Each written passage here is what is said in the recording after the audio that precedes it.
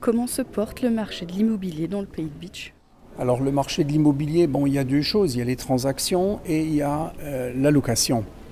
Les transactions, les prix sont relativement bas puisqu'on est dans une zone, on n'est pas à Strasbourg, on n'est pas dans des villes plus importantes, mais en général ce qui est sur le marché, quand le prix est adapté, se vend, il ne faut pas être trop gourmand.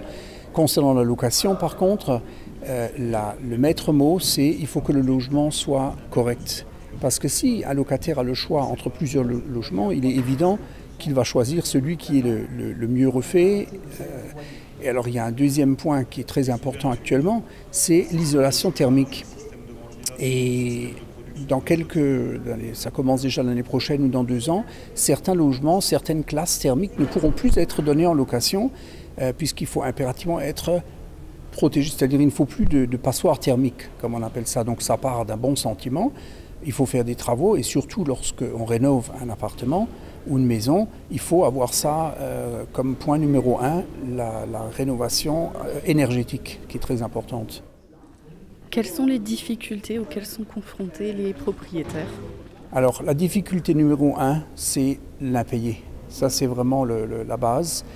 Suivent d'autres problèmes, des dégradations ou autres, mais les impayés. Et là, il y a une arme toute simple, il faut être très vigilant au moment où on fait le contrat de location. Il est clair que si on prend une personne qui s'intéresse au logement, mais sans s'assurer des revenus de la personne, sans s'assurer si elle travaille, sans s'assurer d'un minimum d'éléments, on aura des problèmes. Donc il existe une solution toute simple qui est l'assurance loyer impayé, qui demande les éléments qu'il faut, donc c'est même un outil d'aide au choix du locataire, et à partir du moment où l'assurance prend en compte, le propriétaire a la garantie que le loyer sera payé. Que représente cette 30e Assemblée Générale?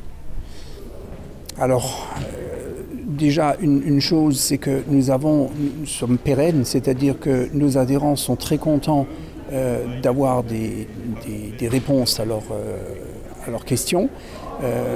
30 ans, c'est un bel âge pour une association et donc effectivement, ça prouve que l'attente de nos adhérents, nous savons y répondre.